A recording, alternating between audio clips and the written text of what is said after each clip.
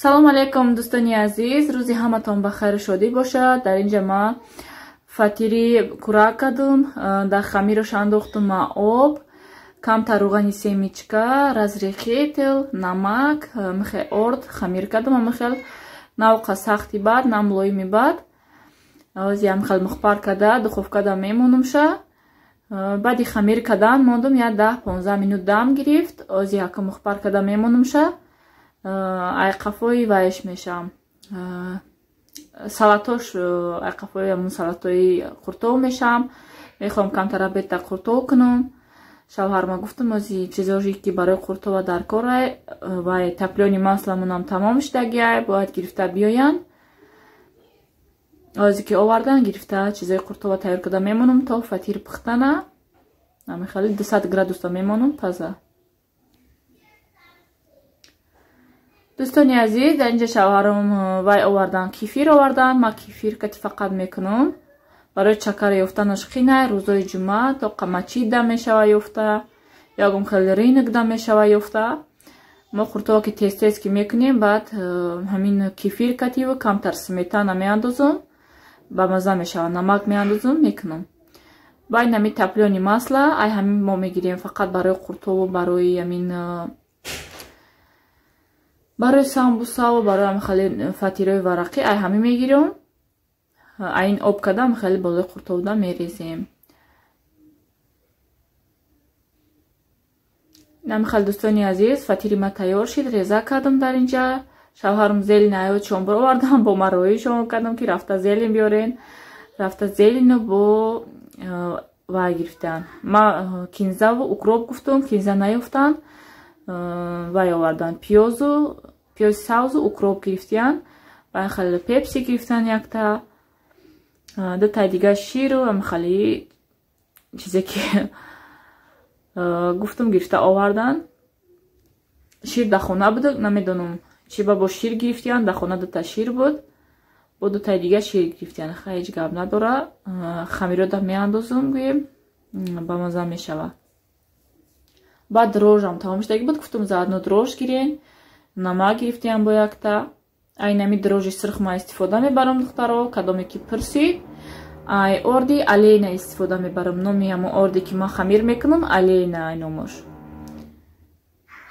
ремонт сар шид бо дадоми мо.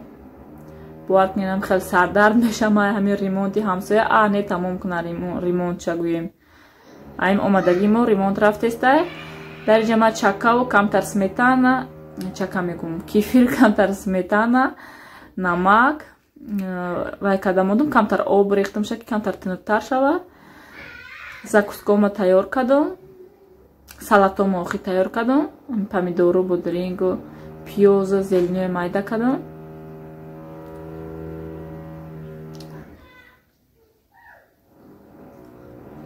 вақте кӯдако ховай монтаж кунам мегӯй видеоя гӯем ваяй кӯдако ки ховай намешава баланд гап зада, уже автоматически овоз паст мебиёяд. барои ҳамин ма да бедори кӯдако мегум кунам. монтажома бо ремонт сар мешава. намедонам чӣ хеле кунам. барои ҳамин видео дер мебироя. бахшиша ҳаматон.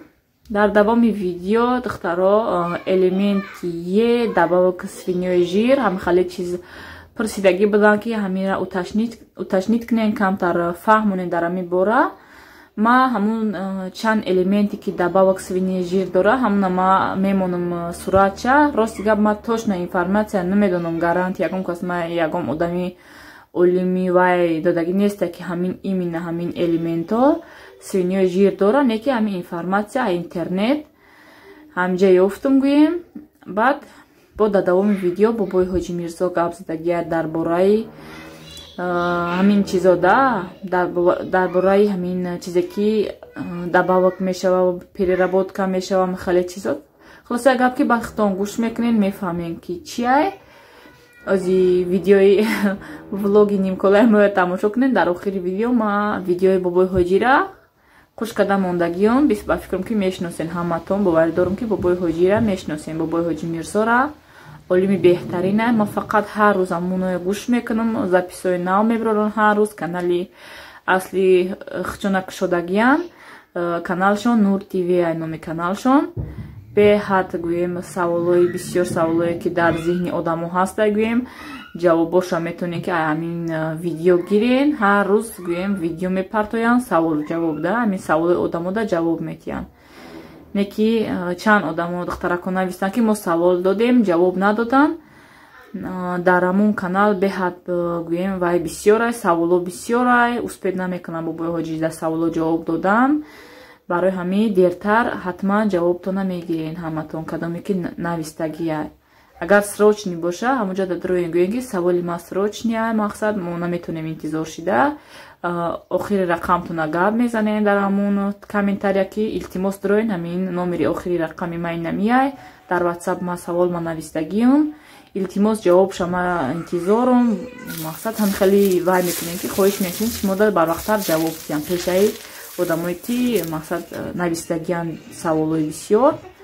барое ки саволу ҷавоб ҳамаш ба навбатай кай навбати шумо раса баъд вай мекунам хай бобои ҳоҷӣ бо ғайри ин корошон бо дар тоҷикистон хай бо зиндагӣ дорам ваёам хучун бо чанд маъракаҳо меравам гӯем дар чанд бо каналҳо агар ки дидагӣ бошен амри маъруфҳошон ҳастай дар ягон ҷо маърака мекунанд фарёд мекунанд бо гӯем хай ваёи хучунай богӯем да ваёра корбори зиндагии хучунай 24 соат шишта наметавонанд мақсад саволои моя ҷавоб диҳанд хай ба ҳар ҳол ҳамин хаштаям шукр мекунем ки ҳамихе пешво дорем ҳамихе олими нағд дорем ки метавонем дар саволомон ҷавоб гирем ман беҳад эътиқод дорам дар ҳамин бобои ҳоҷи мирзо бисёр гӯем ваём чихалгум бисёр гӯш мекунам як рӯзам намедонам бовар кунем бе ҳамин записҳои бобои ҳоҷӣ намегзарам ман фақат записҳошона гӯш мекунам беҳад саволои бисёр савол ҷавоб ҳамихе чизо мешавад ман бисёр чиза хит мекунам бисёр чиза ҳар рӯз гӯем мефаҳмам як рӯз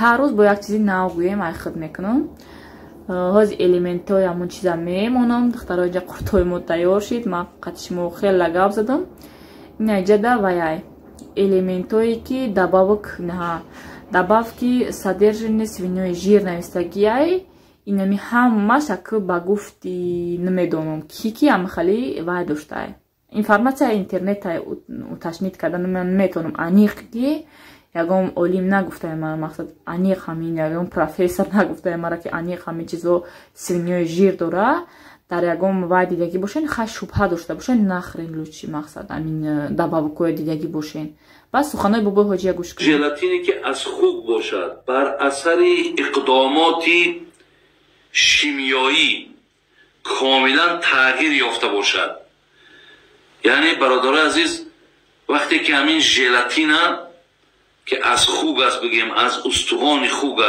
ё аз пӯсти хук ин желатина ай пӯста мекунад ё ай пӯсти хугай ё аз устуғони хугай ҳамун хокаеро ки тайёр карда бояд тайёр шавад ин ба ғайри ҳамун бигем устуғони хук ё пӯсти хук бо чандин чизи дигарам дар дохили желатин яъне ҳамроҳ мекунад ин танҳо худаш нест мега вақте ки агар ҳамира дар ҳамун иқдомоти шимиёӣ яъне вақте ки ҳамун коркард мешавад дар ҳамун завод вақте ки ӯро мақсад месӯзонану мепазану хунук мекунану гарм мекунану яъне тамоман вай мақсад чизи дигар мешавад бинед шайъи дигар мешавад чӣ мегӯяд баъд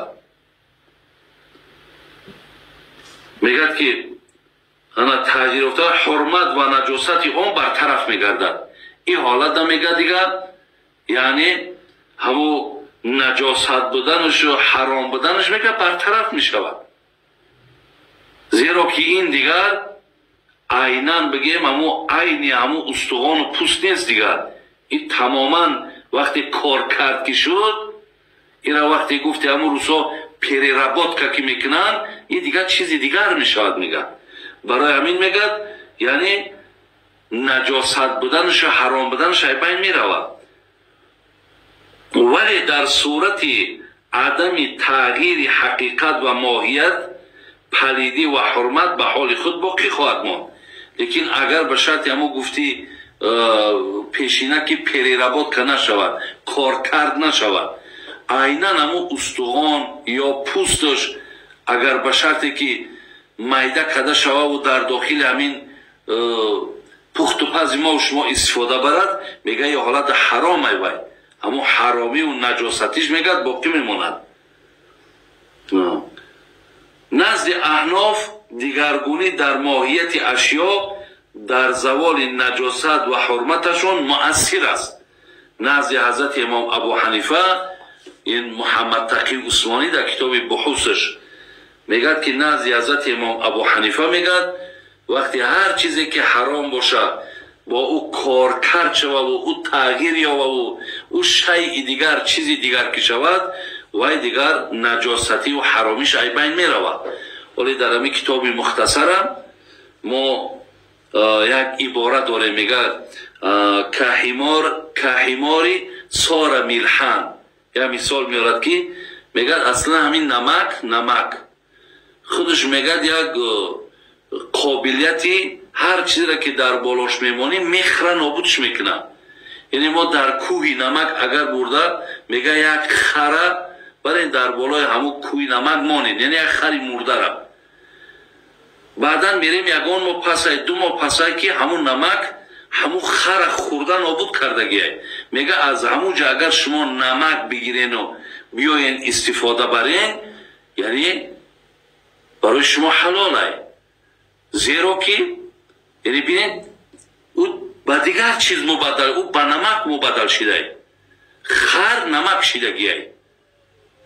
барои ҳамин яъне агар чӣ хари мурда буд як моҳ пеш ё ду моҳ пеш, вақте ба намак ки агар табдил ки ёфт, мо намакро мехӯрем мегад, зеро дигар чиз шид. аз ҳамин лиҳоз ин масъаларо ана хуб аҳамият битен. ин азизои худо барои мо шумо бисёр оддӣ кардаву сода карда фаҳмуданд. масъалаи дигар